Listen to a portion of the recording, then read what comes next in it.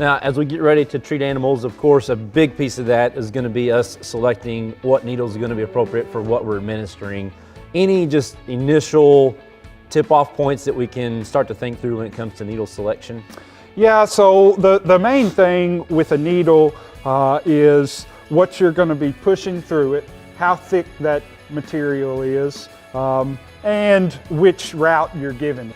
Generally, if you're giving certain antibiotics, they tend to be thicker. It's cold outside right now. The antibiotic gets cold in the time it sits out here, and they get even thicker with that. So usually we have to use a bigger bore needle or a smaller gauge needle. Typically I stick with the 16 gauge needle.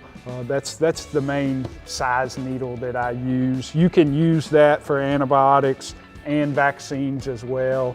Anything that we're giving under the skin, we try to use a short needle with that, whether it be a 5/8 inch needle or a 1/2 inch needle. Those are the ideal lengths to give anything under the skin.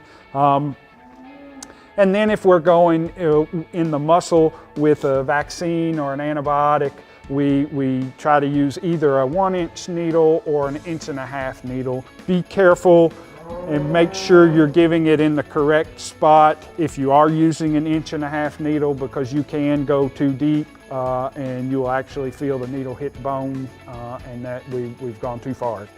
Gotcha.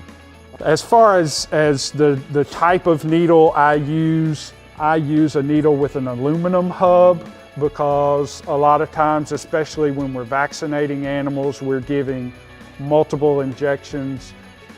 Typically, you can get around 10 animals vaccinated with one needle. When your needle gets dull, you definitely want to change it. If it bends, you want to change it at that point. There are also needles that have polypropylene hubs. Typically, I use those if I'm giving a single injection and that's the only thing I'm going to use that needle for. These needles that we have here that we are using, they actually have an aluminum hub. You can see that it's aluminum all the way down. Very rarely does the needle portion break off from the hub. And then these have the polypropylene hub, but they also have an aluminum adapter in here, which makes them much stronger than if they were just glued in there. Well, we appreciate you taking the time to answer our questions and help us better understand how we can make the right decision for ourselves when it comes to needles and syringes when we're working our cattle and keeping them healthy. Good. Well, happy to help you.